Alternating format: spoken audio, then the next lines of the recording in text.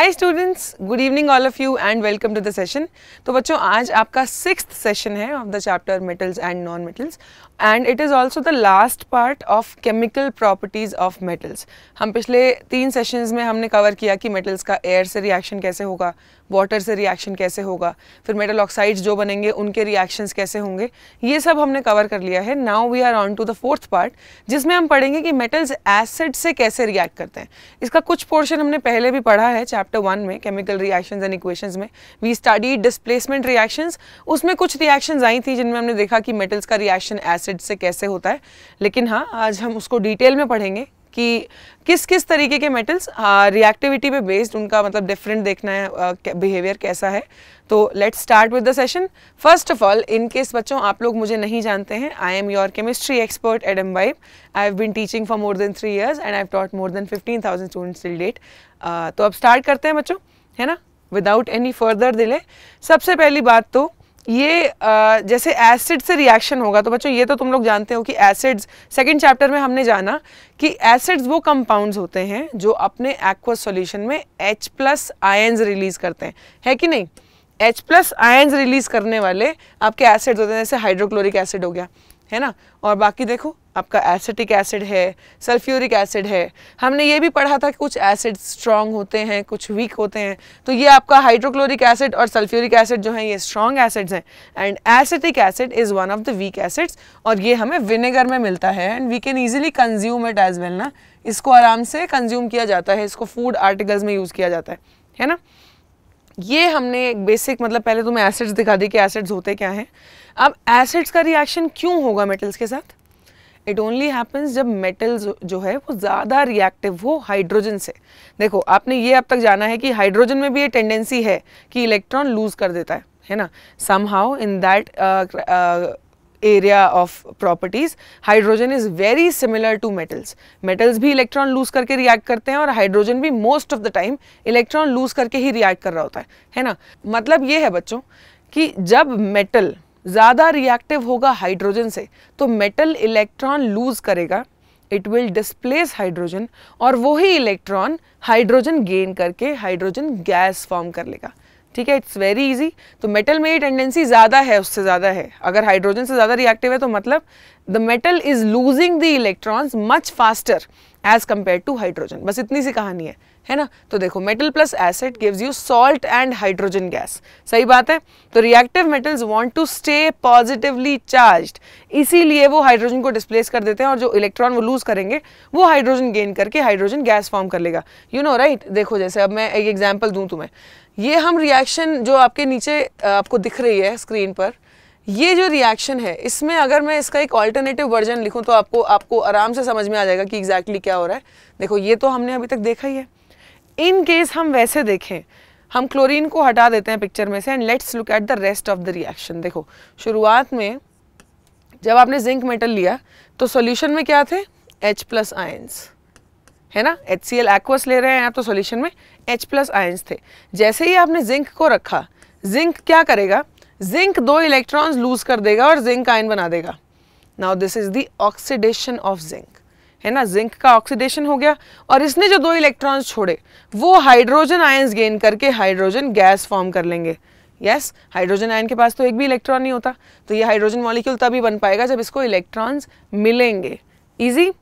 तो बस जो ज़्यादा रिएक्टिव मेटल होगा वो अपना इलेक्ट्रॉन छोड़ के हाइड्रोजन को दे देगा और हाइड्रोजन को वो गेन करना पड़ेगा। एज ईजी एज दैट, ठीक है ना, वेरी इजी। और हाइड्रोजन का आयन का यहाँ पे रिडक्शन भी हो रहा है, ये भी हम जानते हैं क्योंकि उसने इलेक्ट्रॉन गेन किया, इजंट इट। नाउ अब ये रिएक्टिविटी सीरीज है, हमने बहुत बार देखी है, ये हमने याद भी करी है इसको, है ना। Please stop calling me a zebra, instead try learning how copper saves gold, है ना। ये हम जानते हैं बहुत अच्छे से। तो इसमें हम जानते हैं सबसे ऊपर मोस्ट रिएक्टिव है, फिर रिएक्टिविटी कम होती जाती है, इजंट इट। तो देखो all metals will not react with acids, obviously not, क्योंकि सिर्फ वो मेटल्स जो हाइड्रोजन से ज़्यादा रिएक्टिव है वो ही रिएक्ट करेंगे एसिड्स के साथ। ऑलराइट, कॉपर और सिल्वर तुम समझ रहे हो कि क्योंकि वो हाइड्रोजन से नीचे प्लेस हो रहे हैं तो ये तो नहीं रिएक्ट करेंगे एसिड के साथ, है ना। तो ये बस वही है simple cheese, copper silver do not show this reaction and behave differently, is below hydrogen in the reactivity series. ठीक है, ये बेसिक इंट्रोडक्शन था फिर से इस बात का कि हम कैसे मान लेंगे कि मेटल का रिएक्शन हो रहा है एसिड के साथ, isn't it? Now coming to the next portion, that is the reaction of metals with hydrochloric acid. अब different metals का reaction देखते हैं किसका कैसे होता है ना? चलिए let's see. तो हमने हाइड्रोक्लोरिक एसिड की रिएक्शंस बहुत ज़्यादा देखी हैं, जिंक के साथ देखी है ना, और आयरन के साथ भी देख सकते हो। तो अब देखते हैं how do metals react with dilute HCl to give hydrogen gas. कैसे रिएक्टिविटी कंपेयर करेंगे?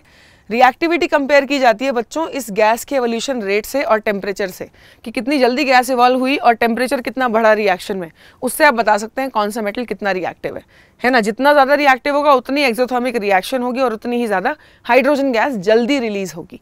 ठीक है, तो देखिए the rate of formation of hydrogen bubbles, ये जो आपकी हाइड्रोजन गैस रिलीज हो रही है ना सारी रिएक्शंस में, ये कितनी जल्दी फॉर्म होती है, एक तो वो है ना, एंड वो तो है ही डिफरेंट, और टेम्परेचर राइज भी डिफरेंट होता है सबके लिए। तो अब ज़रा देखते हैं इस एसिड को एंड लेट्स सी कि कैसे कैसे रिएक्शंस होंगी। ठीक है, we have copper, iron, zinc, aluminium and magnesium. तो अब कैसे रिएक्टिविटी कैसे बढ़ रही है, लेफ्ट से राइट रिएक्टिविटी बढ़ रही है ना। Copper is the least reactive, iron उससे ज़्यादा, जिंक उससे ज़्यादा, एल्यूमिनियम उससे भी ज़्यादा और मैग्नीशियम सबसे ज़्यादा है इन पांचों में रिएक्टिव। ठीक है, तो हम ये भी जानते हैं बिकॉज कॉपर, आप जानते हो copper is less reactive than hydrogen, तो इसका रिएक्शन तो होना ही नहीं चाहिए है ना। आयरन का होना चाहिए, जिंक का होना चाहिए, एल्यूमिनियम का होना चाहिए, मैग्नीशियम का होना चाहिए। अब कैसे डिफरेंस पता चलेगा वो अब हम देखने वाले हैं। देखिए, सो लेट्स सी, सबसे पहले हमने मेटल्स को रख दिया है। Now we'll be bringing the acid into the scene. हम सब में एसिड को पोर करेंगे and when acid is added, तो देखिए now we are adding the acid. देखो कॉपर पे कोई असर नहीं, there is no reaction. Then let's go with iron. Iron के साथ देखो क्या हो रहा है, बबल्स दिखे आपको है ना, थोड़े से बबल्स आए। Now moving to zinc. Zinc के साथ बबल्स थोड़ा तेजी से आ रहे हैं, बहुत ज़्यादा है ना कंपैरेटिवली आयरन से। एल्यूमिनियम के केस में और तेजी से आ रहे हैं, और मैग्नीशियम के केस में तो टेस्ट ट्यूब से बाहर निकल रहे हैं बबल्स है ना।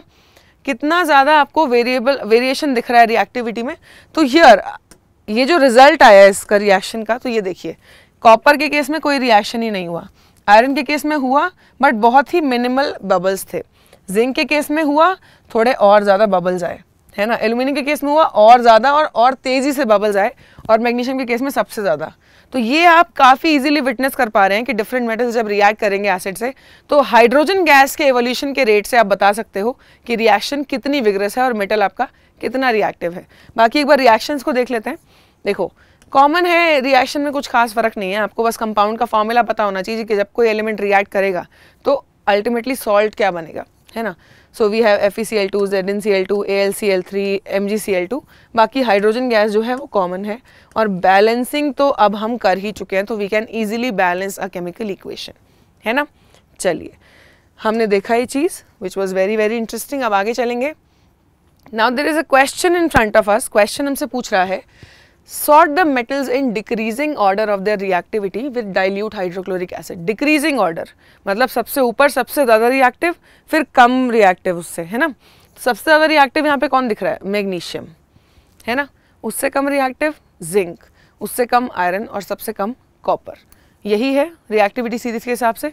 तो अब अपने आंसर को हम सबमिट करेंगे and yes this is the correct answer as well. Very good, let's move on. काफ़ी क्लियर था ये यहाँ तक concept. We'll be looking at the different acids as well. Now coming to reactivity of metals in acids, जो कि हम वैसे already जानते हैं but let's still revise everything ना, ज़रूरी है क्योंकि एग्जाम में जब क्वेश्चन आता है ना, आपको अगर इस तरीके से आपने याद रखा सीरीज के तरीके से, तो आपको सब कुछ याद रहेगा। इनकेस आप इंडिविजुअल मेटल का अलग अलग याद करने जाएंगे तो थोड़ा सा इशू बच्चों आ सकता है। Okay, you have to make sure कि आप रिएक्टिविटी सीरीज के साथ ही पूरा का पूरा याद कर रहे हैं, ठीक है ना। Metals very extensively with regards to their physical behaviour, वो तो हम जानते ही हैं। केमिकल बिहेवियर में भी हमने देखा कि डिफरेंट मेटल जो हैं वो डिफरेंट तरीके से एक्ट करते हैं, इजंट इट। फिजिकल प्रॉपर्टीज तो थी ही डिफरेंट, बट केमिकल प्रॉपर्टीज भी डिफर करती हैं। नाउ लेट्स सी, अब ये हमने देखा कि different metals form different amounts of hydrogen gas, है ना। जितनी रिएक्टिविटी होगी उतनी हाइड्रोजन गैस इवॉल्व होगी। अब एक और चीज़ है, जब ये रिएक्शन करवाएंगे आप मेटल और एसिड का, तो हाइड्रोजन गैस तो आएगी। In case you dip up thermometer तो आपको टेम्परेचर भी बढ़ता नजर आएगा। मैंने बताया ना आपको दो फैक्टर्स हैं, एक तो एवोल्यूशन ऑफ हाइड्रोजन गैस कि किस रेट से एवॉल्व हो रही है, second is the increase in temperature, क्योंकि ये जो रिएक्शन है मेटल और एसिड की, ये एक एक्सोथर्मिक रिएक्शन है, इसमें एनर्जी रिलीज होती है। ओके, सो डिफरेंट मेटल्स के केस में डिफरेंट टेम्परेचर राइज देखने को मिलेगा आपको, है ना। तो नाउ कोई भी मेटल है, HCl से रिएक्शन कराओगे, MCl2 बनेगा, हाइड्रोजन गैस रिलीज होगी एंड हीट रिलीज होगी, जो हमने अभी अभी देखा। यस, कोई भी मेटल लेंगे आप तो टेम्परेचर इसमें थर्मामीटर में राइज कर जाएगा after the reaction has taken place. Very good. Now अब हमें देखना है कंपैरिजन, ठीक है। अब रिएक्टिविटीज चेक करेंगे हम। हमारे सामने 4 मेटल्स हैं, मैग्नीशियम, एल्यूमिनियम, जिंक, आयरन। अब हम ये भी जानते हैं कि ये इसी ऑर्डर में डिक्रीज हो रही है रिएक्टिविटी, जो कि हम सीरीज की हेल्प से जानते हैं, है ना। अभी हमने देखा नहीं है ये वाला experiment, but yes we know कि इस तरीके से रिएक्टिविटी डिक्रीज कर रही है। मैग्नीशियम सबसे ज़्यादा रिएक्टिव है, फिर एल्यूमिनियम, फिर जिंक और फिर आयरन। तो हमें क्या एक्सपेक्ट करना चाहिए, जितना रिएक्टिविटी कम होती जाएगी उतना ही जो इंक्रीज इन टेम्परेचर है वो कम होगा। मैग्नीशियम के केस में सबसे ज़्यादा टेम्परेचर बढ़ना चाहिए क्योंकि ये सबसे ज़्यादा रिएक्टिव है, और आयरन के केस में सबसे कम क्योंकि इन चारों में सबसे कम रिएक्टिव है ना। तो let's just check once. Magnesium के केस में देखो सबसे पहले तो टेम्परेचर कहाँ तक गया, टेम्परेचर बहुत आगे तक चला गया, है ना। एल्यूमिनियम के केस में टेम्परेचर थोड़ा सा कम राइज करेगा, सी थोड़ा कम राइज हुआ। Then in the case of zinc थोड़ा और कम राइज होगा, देखो। और फिर आयरन के केस में और कम राइज होगा क्योंकि क्या हो रहा है, रिएक्टिविटी डिक्रीज कर रहे हैं, है ना। और आपको साथ साथ यू कैन ऑल्सो विटनेस, अब कॉपर के केस में रिएक्शन ही नहीं होगा तो there will be no change in the temperature, है ना। एक और देखा हमने कॉपर के केस में। अब ये देखो तुम हाइड्रोजन की इवोल्यूशन भी देख सकते हो साथ में। 2 फैक्टर्स हमें यहाँ इकट्ठे दिख रहे हैं। कॉपर के केस में ना तो बबल्स आए और ना ही टेम्परेचर इंक्रीज हुआ। आयरन के केस में क्योंकि रिएक्शन हुआ है तो बबल्स भी आए हैं थोड़े बहुत और टेम्परेचर हल्का सा बढ़ा। Zinc being more reactive, hydrogen bubbles भी बहुत सारे निकले और टेम्परेचर भी और राइज हुआ। एल्यूमिनियम उससे ज़्यादा रिएक्टिव है तो और बबल्स और ज़्यादा रेट से आए और टेम्परेचर और बढ़ा। And out of all these magnesium is the most reactive metal, तो यहाँ सबसे ज़्यादा बबल्स रिलीज हुए, एवोल्यूशन हुआ हाइड्रोजन गैस का बहुत तेज़ और टेम्परेचर भी सबसे ज़्यादा राइज हुआ। ईजी। तो यहाँ से क्या डिसाइफर किया हमने कि रिएक्टिविटी इन चीज़ों से आप आराम से नोटिस कर सकते हो कि जितना मेटल रिएक्टिव होगा उतनी विगरस उसकी रिएक्शन होगी, उतनी ही वो एक्सोथर्मिक होगी। ओके, इजी ना। तो देखिए ये सारी डिटेल है इन्हीं मेटल्स के बारे में, और इस एक्सपेरिमेंट को देख के वी कैन ईजिली से कि मैग्नीशियम सबसे ज़्यादा रिएक्टिव है, यही वाला, है ना। देन एल्यूमिनियम उससे कम, फिर जिंक, आयरन एंड कॉपर। ये हमारी सीरीज अभी तक हमने देखी। And why did we do that, how did we do that, with the help of this experiment. Easy ना, कोई डिफिकल्टी नहीं है और काफ़ी क्लियर अब तुम लोगों को हो गया होगा कि रिएक्टिविटी डिसाइड करने के कई सारे तरीके होते हैं and this is one of the most efficient one. उनसे आप आराम से बता सकते हो इन एक्सपेरिमेंट से। Now the given images show the heat changes involved in the reaction of hydrochloric acid with metals like aluminium, magnesium, iron and zinc. Aluminium, magnesium, iron and zinc 4 metals का reaction कराया है hydrochloric acid के साथ। Select the flask that depicts the reaction of magnesium metal with hydrochloric acid. देखो इन चारों में aluminium, magnesium, iron, zinc, aluminium, magnesium, iron, zinc, सबसे reactive magnesium ही है। तो हमें वो चूज़ करना है जहाँ पे बबल्स भी ज़्यादा हों और टेम्परेचर भी बहुत राइज करके आओ। तो देखो फर्स्ट देखते हैं, फर्स्ट वाले में बबल्स भी बहुत दिख रहे हैं, टेम्परेचर भी काफ़ी बढ़ा हुआ है, तो ये हो सकता है। Let's move on to the second one. इसमें बबल्स थोड़े कम है और टेम्परेचर इतना राइज नहीं दिख रहा है ना, तो ये शायद एल्यूमिनियम होगा, मैग्नीशियम से कम वाला। Then coming to this one, इसमें तो बहुत ही कम टेम्परेचर राइज हुआ है, तो ये तो बिल्कुल ही नहीं हो सकता। और ये वाला, इसमें रिएक्शन ही नहीं हुआ, ना बबल्स है ना टेम्परेचर राइज हुआ। तो आपका फर्स्ट जो ऑप्शन है जहाँ पे सबसे ज़्यादा बबल्स दिख रहे हैं और टेम्परेचर भी सबसे ज़्यादा बढ़ा हुआ है, इसको हम चूज़ करेंगे एज आर आंसर कि ये है मैग्नीशियम का रिएक्शन जहाँ पे HCl के साथ हो रहा है। Correct answer. आई होप आप लोगों को सब कुछ समझ में आ रहा है। In case there is any doubt you can comment और हम आपको उसका बेटा रिप्लाई करेंगे। चलिए, sort the given metals in decreasing order of the reactivity with dilute HCl। अब रिएक्टिविटी बतानी है, वो HCl हो चाहे कोई भी हो सेम ही आएगी। तो देखो सबसे ऊपर आपका मैग्नीशियम आएगा, फिर एल्यूमिनियम आएगा, फिर जिंक आएगा और फिर आयरन आएगा, है ना। Let's submit this as our answer which is the correct answer. Good going. Moving on. अभी चलो HCl के केस में हमने सारी रिएक्टिविटी देख ली, सारे मेटल्स की मैक्सिमम की, है ना। अब हम एक दूसरे एसिड पर आएंगे, दैट इज़ नाइट्रिक एसिड। इसका रिएक्शन थोड़ा सा डिफरेंट होता है as compare to the HCl, ठीक है। चलिए क्या फ़र्क है, तो अब आपको ये समझाऊंगी मैं एक बहुत अच्छी चीज़, आपने क्योंकि ऑक्सीडेशन रिडक्शन पढ़ लिया है तो आप ये जानते हो कि ऑक्सीडाइजिंग एजेंट और रिड्यूसिंग एजेंट क्या होते हैं। ऑक्सीडाइजिंग एजेंट वो है जो ऑक्सीडेशन में मदद करता है, रिड्यूसिंग एजेंट रिडक्शन में मदद करता है। तो ऑक्सीडाइजिंग एजेंट है नाइट्रिक एसिड, विच मीन्स कि ये दूसरी चीज़ों को ऑक्सीडाइज करने में मदद करता है और खुद उस रिएक्शन के दौरान रिड्यूस हो जाएगा, है ना। It will undergo reduction itself but it will help other reactants in oxidation, isn't it. चलो, it is a strong oxidizing agent and it can even oxidize the least reactive metals। तो मतलब जो metals जो normally वैसे reaction देते नहीं है acids के साथ, वो भी इसके साथ reaction दे पाएंगे, है कि नहीं, क्योंकि ये अपने आप में बहुत reactive है, बहुत ज़्यादा अच्छा oxidizing agent है। Okay, so nitric acid does not liberate hydrogen gas. ये इतना अच्छा ऑक्सीडाइजिंग एजेंट है, जैसे आप ये जानते हो कि जब इसका रिएक्शन, जिंक का रिएक्शन HCl से हो रहा था तो क्या हो रहा था, ZnCl2 बन रहा था और हाइड्रोजन गैस रिलीज होती थी, है कि नहीं। अब लेकिन जब यहाँ नाइट्रिक एसिड होगा तो ये हाइड्रोजन गैस रिलीज नहीं होगी, यहाँ पे वाटर फॉर्म हो जाएगा, because nitric acid is a very strong oxidising agent. तो वो हाइड्रोजन गैस को भी ऑक्सीडाइज करके वाटर में कन्वर्ट कर देगा, ठीक है। So metals except for magnesium and manganese, दो मेटल्स हैं जो एक्सेप्शंस हैं, मैग्नीशियम और मैंगनीज। ये दोनों मेटल्स जब नाइट्रिक एसिड से भी रिएक्ट करेंगे तो भी हाइड्रोजन गैस ही देंगे, याद रखना है, ठीक है। बाकी सारे मेटल्स का जो कन्वेंशनल रिएक्शन था वो ऐसा था, HCl के साथ हाइड्रोजन गैस आती थी, लेकिन जब नाइट्रिक एसिड आया तो वो हाइड्रोजन गैस की जगह वाटर प्रोड्यूस होना शुरू हो गया। लेकिन दो मेटल्स ऐसे हैं जो नाइट्रिक एसिड के साथ भी प्रोडक्ट साइड में हाइड्रोजन गैस ही इवॉल्व करते हैं, those are magnesium and manganese. Okay, on reaction with acids it oxidizes to hydrogen to water and reduces itself to oxides of nitrogen। खुद जब ये रिएक्शन देगा, जब ये रिएक्शन करेगा मेटल्स के साथ तो हाइड्रोजन को तो ऑक्सीडाइज कर देगा, मेटल को ऑक्सीडाइज कर देगा, खुद रिड्यूस हो जाएगा नाइट्रोजन के ऑक्साइड्स में। Okay, so here is one product in front of you. जब नाइट्रिक एसिड के रिएक्शन होते हैं बेटा तो एक ये मेजर प्रोडक्ट है, दैट इज नाइट्रस ऑक्साइड, जिसको लाफिंग गैस भी कहा जाता है, N2O। Also this is a non metal oxide, आप देख पा रहे हो N2O है, नाइट्रोजन का oxide. It is a neutral oxide, ये ना एसिडिक है ना बेसिक है, it is neutral in nature. ये वन ऑफ द प्रोडक्ट्स है जब नाइट्रिक एसिड का रिएक्शन होगा मेटल्स के साथ। ओके, N2O लाफिंग गैस, ये कई जगह यूज की जाती है, laughing gas actually has that effect. Okay, connect the bubbles to identify the species at the initial stage to the ones which they generally get converted into the reaction of metal with nitric acid। अब देखो hydrogen किस में convert होगा, hydrogen obviously water में convert हो जाएगा after the reaction, है ना, क्योंकि ऑक्सीडेशन मिल रहा है। Oxides of nitrogen, nitric acid convert हो जाएगा ऑक्साइड्स ऑफ नाइट्रोजन में, है ना, ये हमने समझ लिया। Very nice, good going. ये डिफरेंट बिहेवियर था नाइट्रिक एसिड का, इसलिए आपको पढ़ाया जा रहा था। So it is a very strong oxidizing agent and on reaction with acids it oxidizes hydrogen to form water and itself reduces to oxides of nitrogen, है ना, काफ़ी आसान। अब इनमें से आपको बताना है कि लाफिंग गैस का फॉर्मूला कौन सा है, N2O, NO या फिर HNO3। ये तो नाइट्रिक एसिड है, ये नाइट्रोजन मोनोऑक्साइड है, ये है N2O, that is laughing gas.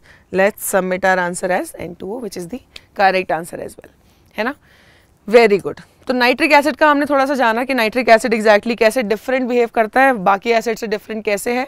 Now moving to reaction of metals with nitric acid. अब रिएक्शंस देख लेते हैं एक बार, है ना। अभी तक हमने एक बिहेवियर जान लिया नाइट्रिक एसिड का, now let's see the reactions.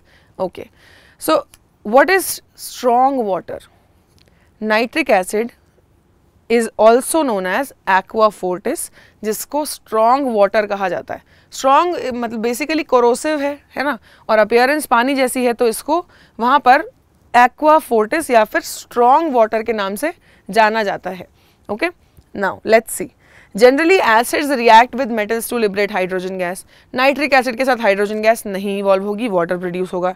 It oxidises hydrogen to water और खुद रिड्यूस हो जाएगा ऑक्साइड्स ऑफ नाइट्रोजन में। ये सब हमने देख लिया है। Now click to select the metal that does not liberate hydrogen gas on reacting with dilute nitric acid। कौन सा मेटल एक्सेप्शन था? कि मतलब जब इस मेटल का रिएक्शन होगा नाइट्रिक एसिड से तो हाइड्रोजन गैस ही इवॉल्व होनी चाहिए इंस्टेड ऑफ वाटर, तो वो मैग्नीशियम और मैंगनीज है। यहाँ पे मैग्नीशियम, मैंगनीज, जिंक और मैग्नीशियम का ऑप्शन है ना। Let's read the question again. Click to select the metal that does not liberate hydrogen gas, है ना। मैग्नीशियम और मैंगनीज हाइड्रोजन गैस ही लिबरेट करेंगे जब इनका रिएक्शन होगा नाइट्रिक एसिड से, है ना। हमसे पूछा गया है कौन सा मेटल हाइड्रोजन गैस लिबरेट नहीं करेगा, कौन सा नहीं करेगा? जिंक। जिंक का रिएक्शन नाइट्रिक एसिड से होगा बच्चों तो वाटर प्रोड्यूस होगा, because it is not an exception.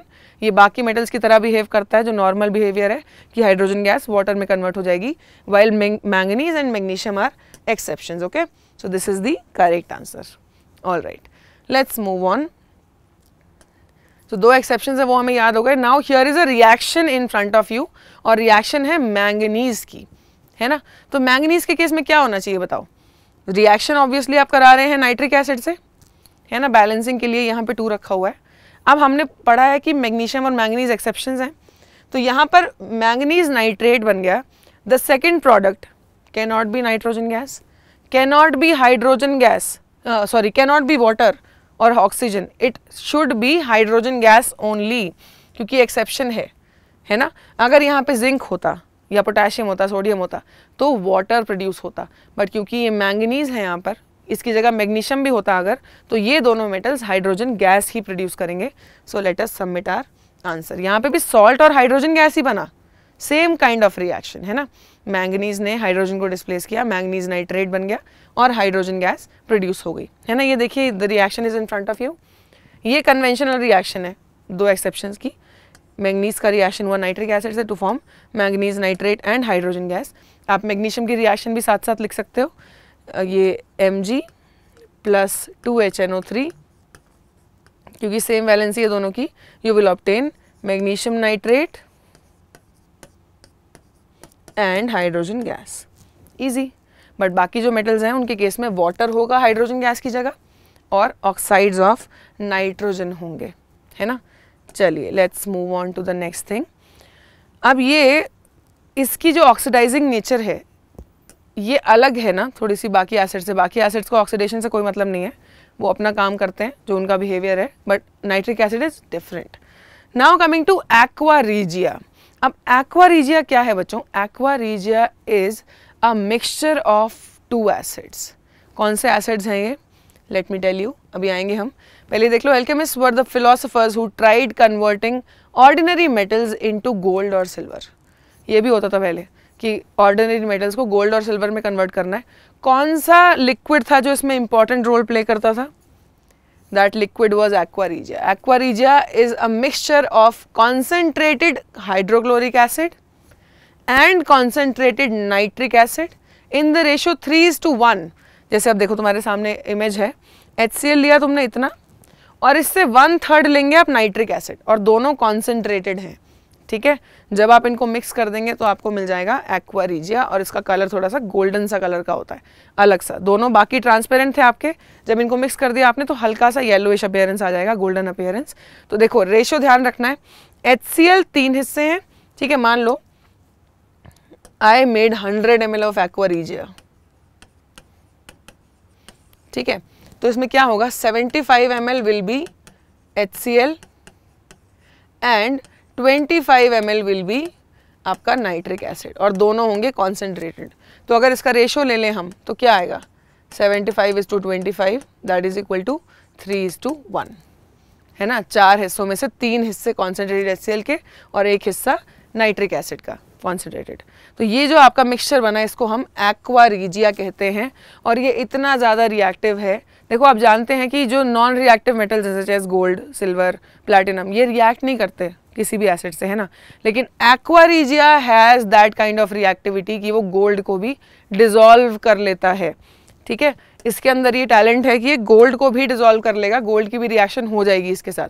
So aqua regia is also known as king's water और रॉयल वाटर। इसको किंग वाटर या रॉयल वाटर भी कहा जाता है ना। Royal because it can dissolve precious metals, okay. Its ability to dissolve least reactive metals like gold, silver and platinum has given it the title of super acid. देखो super acid है ये, है ना। As soon as the hydrochloric acid and nitric acid are mixed in the ratio 3:1, the solution acquires a light orange color which gets intense as gold dissolves in it. ये intense हो जाएगा जैसे जैसे इसमें gold dissolve होगा. तो अब आपके सामने एक ये एनिमेशन है, इससे आप समझ सकते हैं.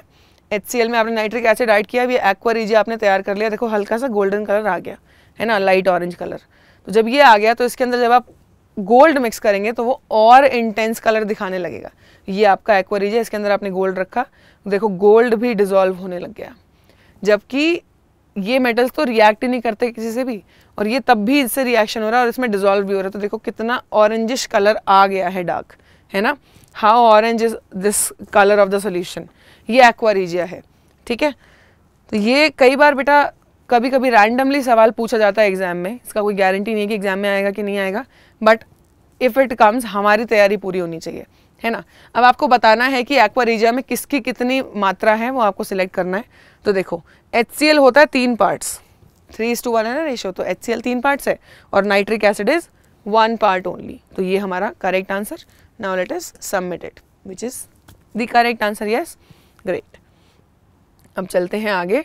सो aqua regia contains concentrated hydrochloric acid and concentrated nitric acid in the ratio 3:1. It is considered a super acid since it dissolves the metals with low reactivity such as copper, such as gold, silver, platinum, है ना. इतनी कम reactivity वाले metals को भी ये dissolve कर लेता है. Now coming to reaction of gold with aqua regia. Gold का रिएक्शन कैसे होगा एक्वा रीजिया के साथ, अब हमें वो देखना है ना. Let's see. So Niels Bohr का ये एक आइडिया था बच्चों, वो अपने गोल्ड अवार्ड्स को किसी तरीके से छुपाते थे. हाउ डिड दिस हैपन, वो उन्होंने एक्वा रीजिया की ही मदद से किया था. ये आपके नील्स बोहर थे, इन्होंने काफ़ी कुछ बताया था एटम के बारे में. You have studied the bore-bury rule, you have studied the Bohr's model of an atom, है ना. अभी 11th में और डिटेल में आएगा. सो मैक्स वॉन लाउ, जेम्स फ्रैंक, इन सबके पास एक आइडिया था ये करने का. व्हाट वाज दिस आइडिया, तो देखो गोल्ड को डिजोल्व कर सकते हो और फिर वापस आप निकाल सकते हो इसमें से, है ना. देखो ये आपका एक्वा रीजिया है, HCl HNO3 in the ratio 3:1. पहले स्टेप में क्या होगा, आपने गोल्ड डाला तो नाइट्रेट एनायन है, हाइड्रोजन आयन, ये एसिड के आयन्स है ना. आपने basically what you are doing is you are using HNO3, है ना. तो ये H+ आयन्स है, नाइट्रेट एनायन्स है. Now as a result gold जो है इलेक्ट्रॉन लूज कर देगा और वो हाइड्रोजन गेन कर लेगा. ठीक है, तो गोल्ड आयन बन गया Au3+ and nitrogen dioxide, nitric acid है, तो उसने उसको डिजोल्व करा दिया. अब ये 6H+ क्यों है बताओ, नाइट्रेट 3 है, why have we written 6H+, क्योंकि एसिड्स 2 हैं, दोनों से H+ आयन्स आ रहे हैं, है ना. क्लोराइड आयन्स भी अगर आप लिखते तो आपके समझ में आ जाता आपको, बट यहाँ पे 6H+ है बिकॉज 3 आ रहे हैं नाइट्रिक एसिड से, 3 आ रहे हैं हाइड्रोक्लोरिक एसिड से. ठीक है, जब ये गोल्ड आयन बन गया तो स्टेप 2 में क्या होगा, ये गोल्ड आयन रिएक्ट करेगा क्लोरीन के साथ, क्लोराइड आयन जो सॉल्यूशन में है बिकॉज ऑफ HCl, तो आपको AuCl4- मिल जाएगा जो कि उसमें सॉल्यूशन में सॉल्युबल है. ठीक है, तो ये देखो ये आपका रिएक्शन हो गया complete. That is how gold dissolves in aqua regia. This reaction is not in your syllabus, तो ऐसा नहीं है कि आपको ये रटना है, आपको सिर्फ कॉन्सेप्ट समझना है कि गोल्ड भी इसमें ऑक्सीडाइज हो गया. नाइट्रिक एसिड, पहले देखो पहला स्टेप नाइट्रिक एसिड के साथ ही तो हो रहा है ना, नाइट्रिक एसिड और H+ आयन्स. तो इतना स्ट्रॉन्ग ऑक्सीडाइजिंग एजेंट है कि इसने गोल्ड को ऑक्सीडाइज कर दिया इनटू गोल्ड आयन, है ना. फिर खुद रिड्यूस हो गया नाइट्रोजन डाइऑक्साइड. ये खासियत है इसकी, it reduces itself to oxides of nitrogen, nitrogen dioxide बन गया और वाटर मॉलिक्यूल रिलीज हो गया. हाइड्रोजन भी देखो, हाइड्रोजन भी वाटर बना है. यही बात थी नाइट्रिक एसिड की जो डिफरेंट है कि खुद रिड्यूस होगा नाइट्रोजन के ऑक्साइड में और हाइड्रोजन को ऑक्सीडाइज कर देगा वाटर मॉलिक्यूल में. ठीक है, सेकेंड स्टेप में the gold ion interacts with chloride anion to form ये एक बेसिकली कॉम्प्लेक्स आयन बनेगा और ये सॉल्युबल है इसके अंदर एक्वा रीजिया में. That is how gold dissolves in aqua regia. I hope this was an interesting portion, है ना. ये अभी तक तो आई गेस आपको किसी ने पढ़ाया नहीं होगा. Now gold dissolves in the solution of aqua regia also known as king's water, ये हम जानते हैं, है ना. There is nothing that we haven't already seen. तो ये देखो ऐसे डिजोल्व हो जाएगा और कलर जो है इंटेंस होता चला जाएगा. ठीक है ना, ईजी. Let's move forward. तो ये एक्वा रीजिया के बारे में हमने पढ़ा. आई होप आप लोगों को सब कुछ समझ में आया. अब प्लैटिनम का देख लेते हैं, है ना. प्लैटिनम कैसे रिएक्ट करेगा, चलो गोल्ड का देख लिया. Now let's look at platinum as well. ये भी आपका लीस्ट रिएक्टिव मेटल्स में से एक है. गोल्ड प्लैटिनम सबसे कम रिएक्टिव है और ये एक्वा रीजिया में डिजोल्व होते हैं समहाउ, है ना. नाउ लेट्स सी, ये आपका एक्वा रीजिया है जिसमें आपके प्रेजेंट है HCl और HNO3 in the ratio 3:1 respectively. Now this is the reaction. Okay, अब देखो प्लैटिनम का रिएक्शन पहले स्टेप में नाइट्रिक एसिड और H+ आयन से होगा. नाइट्रिक एसिड ही कर सकता है ये रिएक्शन की शुरुआत because it is a very strong oxidising agent. तो अब देखो as a result you obtain platinum का आयन Pt4+, जो कि ऑब्टेन करना वैसे बहुत मुश्किल है. Pt4+ बन गया, प्लैटिनम ऑक्सीडाइज हो गया. नाइट्रोजन डाइऑक्साइड बनी बिकॉज नाइट्रिक एसिड का रिडक्शन हो रहा है ना. नाइट्रिक एसिड का रिडक्शन हो गया तो यहाँ से आपको नाइट्रोजन डाइऑक्साइड मिल गया. और H+ आयंस का भी ऑक्सीडेशन, मतलब बेसिकली हाइड्रोजन से वाटर मॉलिक्यूल बन रहा है ना. देख रहे हो, हाइड्रोजन से हाइड्रोजन इवॉल्व होती नॉर्मली कोई और एसिड होता तो, बट यहाँ पे वाटर मॉलिक्यूल रिलीज हुआ है क्योंकि नाइट्रिक एसिड ने ऑक्सीडाइज कर दिया हाइड्रोजन को, है ना. सेकंड स्टेप में फिर से वो दूसरे आयन से, अब एसिड से दूसरे एसिड से इंटरैक्ट करेगा. Platinum ion is reacting with HCl, basically H+ और Cl-. ठीक है, Pt4+ ने रिएक्ट किया and you will obtain H2PtCl6. ये कंपाउंड है बेटा, ये कॉम्प्लेक्स सॉल्ट है, आप पढ़ेंगे 11th क्लास में आके. सो हेक्साक्लोरोप्लैटिनिक एसिड. ओके, ये बन जाएगा एंड हाइड्रोजन आयंस रिलीज्ड होंगे सॉल्यूशन में. तो ये प्लैटिनम का रिएक्शन है, आपको याद नहीं रखना. This was only to give you an insight कि हाँ इस तरीके से रिएक्शन होते हैं. कि एक्वा रीजिया कैसे गोल्ड और सिल्वर का भी रिएक्शन करवा दे रहा है, ये काफ़ी कमाल की बात है ना. Isn't it very interesting to know. Now coming to last portion of this session, that is displacement reaction of metals. हमने रिएक्टिविटी सीरीज देखी अभी बहुत देर से, है ना, और हमने ये रिएक्शन जो है चैप्टर 1 में भी पढ़ी हैं. तो let's just cover this displacement reaction cover करते हैं and will be done with the chemical properties of metals. तो ये हमने देखा है कि आयरन नेल को जब आप कॉपर सल्फेट में डिप करते हैं तो क्या होता है, iron is more reactive than copper. तो आयरन को जब आप कॉपर सल्फेट सॉल्यूशन में डिप करेंगे तो reaction will be FeSO4 and Cu, क्योंकि आयरन कॉपर को डिस्प्लेस कर देगा. ये हमने बहुत अच्छे से देखा हुआ है चैप्टर 1 में और पूरा एकदम क्लियर रिएक्शन देखा था. तो देखो आपने ब्लू सॉल्यूशन में आयरन नेल रखा, थोड़ी देर बाद solution after some time the solution will turn green और आपकी जो आयरन नेल है उसके ऊपर कॉपर की कोटिंग आ जाएगी, तो इसलिए वो रेडिश ब्राउन गोल्डन मतलब शाइनी से कलर की हो जाएगी, है ना. तो ये आपका रिएक्शन है ultimately. This is all that we have to study about this reaction. ज़्यादा डिटेल बार बार नहीं देखेंगे. अब ये भी आप जानते हो कि पहले जो इनिशियल सॉल्यूशन था वो कॉपर सल्फेट था, उसमें आपका सॉल्यूशन ब्लू था, है ना, ड्यू टू कॉपर आयंस. अब ये जब रिएक्शन हो गया तो ये सॉल्यूशन आपका ग्रीन टर्न हो गया और आयरन नेल के ऊपर कॉपर की लेयर जम गई, ठीक है ना. लेकिन अगर उल्टा कर लें हम, इनकेस उल्टा कर लें कि कॉपर का रिएक्शन करा रहे हैं फेरस सल्फेट से, in case we go for this reaction that is in front of you, copper का रिएक्शन अगर मैं फेरस सल्फेट से कराऊं कि मैंने सॉल्यूशन ले लिया मोर रिएक्टिव मेटल का और लेस रिएक्टिव मेटल से रिएक्शन करा रही हूँ, तो ये रिएक्शन होगा ही नहीं बिकॉज कॉपर आयरन को डिस्प्लेस ही नहीं कर पाएगा. Only this reaction will take place जहाँ पे ज़्यादा रिएक्टिव मेटल कम रिएक्टिव मेटल के सॉल्ट से रिएक्ट कर रहा है.